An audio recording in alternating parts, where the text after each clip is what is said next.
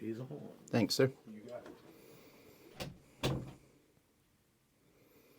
Hey everybody, I'm Tom Vasel, and I've been reviewing board games now for 21 years, and I wanted to talk a little bit about problems with being a reviewer, but also solutions to that. So a couple things that I want to start in here. First of all, there's nothing, I deliberately picked this time to do this video because there's no single event or anything that's happened that's made me cause to do this.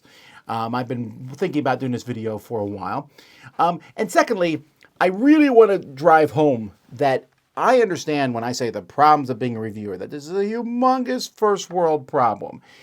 I'm not trying to make light of other deeper problems, and I realize, I love what I do, my job. I love reviewing games. I do. But there's a lot of people out there who do review board games, and they run into different things. And I thought I would talk a little bit about that in this video. So what are the problems with being a reviewer right now here in 2024?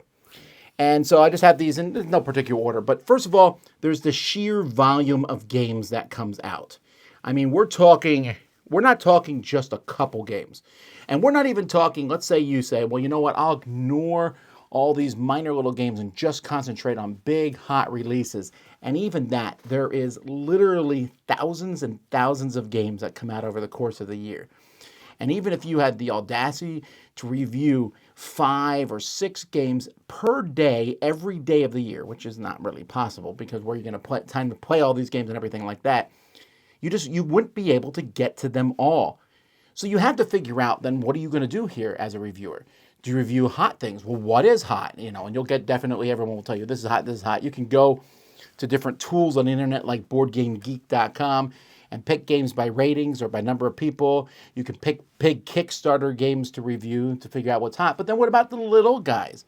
The people who make games, and how do you even decide what to do there? I've run into this problem for sure because we get a ton of games here, and obviously at the Dice Tower, our preference is also the quote-unquote hot game, not because of that's what people are asking for, but that's because what we're kind of interested in playing.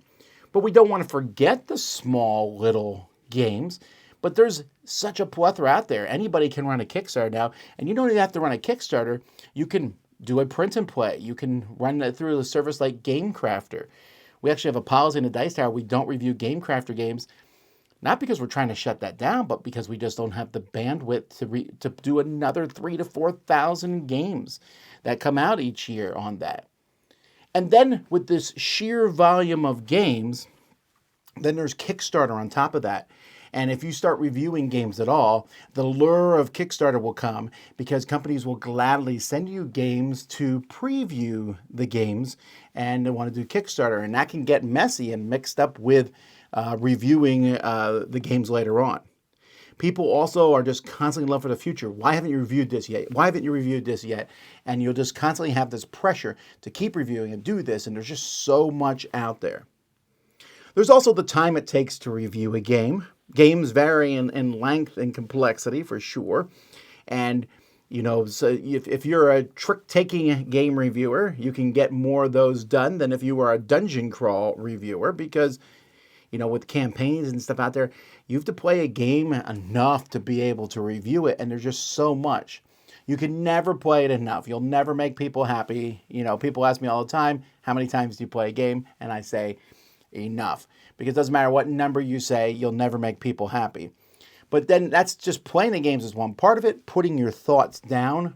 I've been blessed myself with the gift of just being able to just talk, for good or for bad. But even still, you got to sit there and think. Whenever I do a review, I look at the rules, I think about it, you set it up, you go over it. Some people write their reviews out, before recording them, or if you're a written reviewer, just writing them out.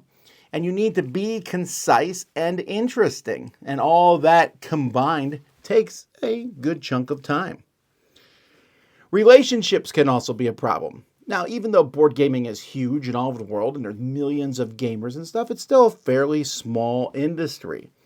And so you're bound to have relationships. You can say, and I've seen a few reviewers say, I have no relationships with anyone in the industry. But that's a pretty tough thing to do. If nothing else, if you're trying to review games, unless you are rich and buy them all yourself, you probably at some point will get review copies sent to you. Well, you've started a relationship getting the copies sent to you. And I'm not even going to bother in this video addressing the whole review copies swaying your thing. That's just a nonsensical thing. It won't affect most people. But when you do a negative review of a game, the response can be particularly harsh from both publishers and the audience.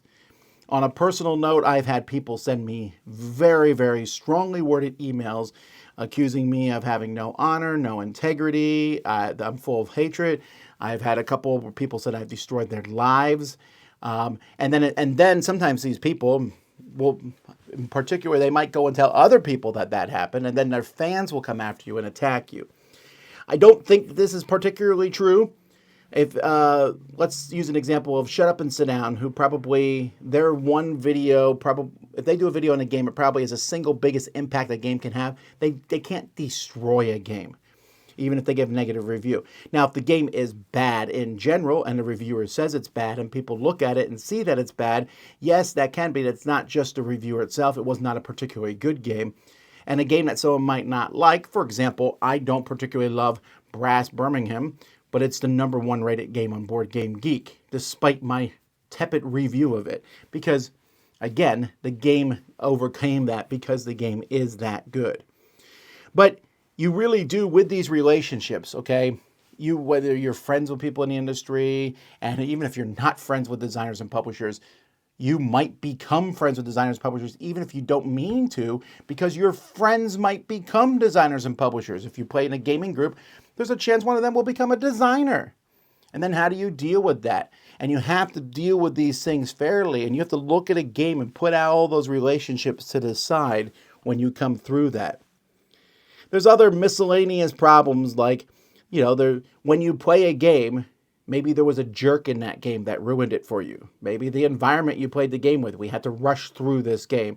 Or just the luck of the card draw just ruined everything in the game. And you have to kind of work your way through these different things and also be, able to pull back and go, I didn't like that game at all, but maybe it was the experience and not the game. For a lot of people, it can be tough to be a board game reviewer because no one's watching or gives feedback. And you're like, well, what's the point of doing this? You can't review games in a vacuum. It's really hard to do. When you first start reviewing games in the board game industry, it's easier. Like, look at this game, it's amazing. Worker placement, you put this here. And the 200th time that you see one of these games, you have to both be understandable to accept all these wider games around you, but at the same time, you need to try to look at a game with fresh eyes in case that's the first game someone's played with that. And then there's rules mistakes. You're not infallible. You're going to make mistakes when you play games. Many times these mistakes I would say most of the time these mistakes are fairly minor and won't change, but occasionally you'll make something that's such a big deal, it affects how you feel about the games. So I wanted to not just talk about these problems, I wanted to give some solutions to this, or at least these are things that I try to follow here. First of all, if you're going to review board games, I think you need to have reasons why you review board games. If nothing else, a long time ago, Scott Nicholson, who was the first person to do video reviews of board games was Scott. And he told me when I was doing the Dice Tower audio podcast, he said, "What's your mission statement?" And I was like, well, I don't need no mission statement. But a mission statement's a good thing. And I can tell you why. I can list reasons why I review board games. So number one, it's my job. Now that's a byproduct. That's come from doing it for a long time. So we'll take that out of the situation.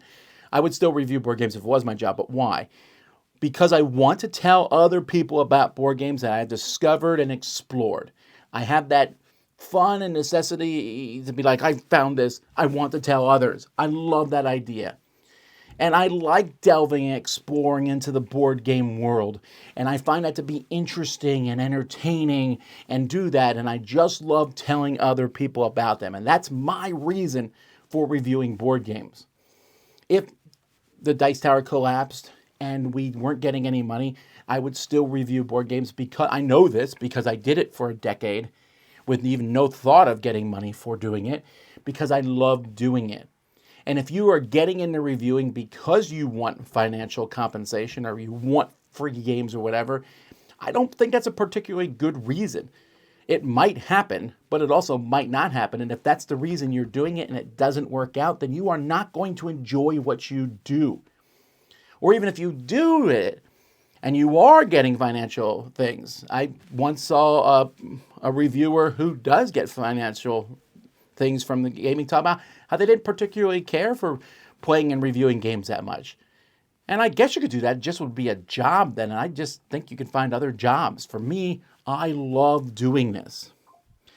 Another solution is to be meaningful as to what you review and how you review it, because that is a tough task. I have different policies that I follow that I put into play, and people don't necessarily like them. Like, for example, I say I don't review Game Crafter games. Is that a problem with Game Crafter? No, I think Game Crafter is a fantastic company, and if you want to make a great, print your own play game or a prototype, they are fantastic in that regard. But I just realized we can't review everything. I will look at games as they come in, and I'll look at them and say, this game is just not for me. Like I'm looking right here across there, 18 India. I'm not going to play 18 India. It's just not going to happen. And I have to be meaningful as to what I review and then how I review it and make sure I play it to the point where I'm going to review it. You also have to realize you can't please everyone. This is a tough thing in life to get through. And a lot of people do this by kind of getting into their own little circle and just pleasing the people in that circle. But you can't make everybody happy. When you do reviews, do them the way that you want to do a review. Or at least the way that you would want to watch a review. That's the way I've always done my reviews. I do my reviews to the point where I want to watch a review. So that's why the Dice Tower reviews are structured the way they are. If you see me doing a review by myself, I tell you a little bit about the game. I go over the game because I want to know how the game works. And then I give a short, quick review of it. That's all I want to know.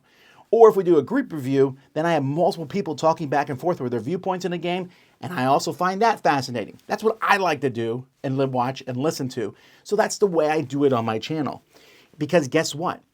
People are going to tell you that it's wrong all the time. Once every month or 2 months, someone starts a thread somewhere on the internet that says, what are you looking for in a board game reviewer? And people will say all these different things, and you'll read it and go, well, that's not what I do. I guess people don't like my stuff. But you need to pick something that you like doing and stick with it. You're not going to please everybody. So you have to decide who you are there to please. So my main thing when I do a review is I do it for me. I'm doing a review the way I would want to watch it. But I can't, publishers are out there. And there is a dozen or more publishers who will not even communicate with us or speak with us because of a particular review. And I don't like that. I have to realize that a publisher is a flawed human being, as am I. And they are going to think I gave their game an unfair review. And I have to understand that. And I just realized I'm not here first and foremost to please publishers. We are here first and foremost in a Dice Tower for our viewers. We have to be honest with you. So for me, I decided that we're going to review games no matter what we think of them. If we love a game, we're going to review it. If we hate a game, we're going to review it. Because I feel like that's also useful for a wider breadth. There are reviewers who decide that they're just going to review games that they enjoy and like.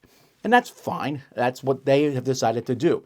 So if you decide to do that, then stick with it and just do that. And you say, I don't like reviewing games that I don't enjoy. Fine. But for me, I decided that the first thing here is going to be the audience. And to me, it's helpful to them to know what we don't like so that it makes what we do like that much more powerful. You also don't want to fall into the trap to avoid falling into the trap of being a cliche. I don't want to be, oh, that's Tom. He's always going to pick a popular game and be like, that game's popular. Watch me dump on it. Or whatever it might be. That game is, no one else seems to like it. I'm going to pick it up and tell everyone it's the most amazing game ever. We shouldn't be disingenuous just to make a name for ourselves. We also need to interact with our followers and readers. So this is a thing that can be tough, to do because so many people, but you want to interact and you want to talk to them. At the same time, though, you need to stick with your guns. It's tough. Now, part of it, I think there's a reason being a teacher and slash parent might make you a better reviewer because you deal with that with kids. Kids are like, come on, please, please, please, please. And sometimes you have to say no. And that's the same way people are like, when are you going to review this game? I don't know if I'm going to review that game. Why did you not like that game? It's so fun. Well, I just didn't enjoy it. Why did you like that game? It's not that great. I did enjoy it. So stick with your guns. And then, and I don't particularly love this one, and admit when you make a mistake. Last year, we reviewed a game, Darwin's Journey, which we made a pretty major rules mistake in, and it actually caused me to dislike the game.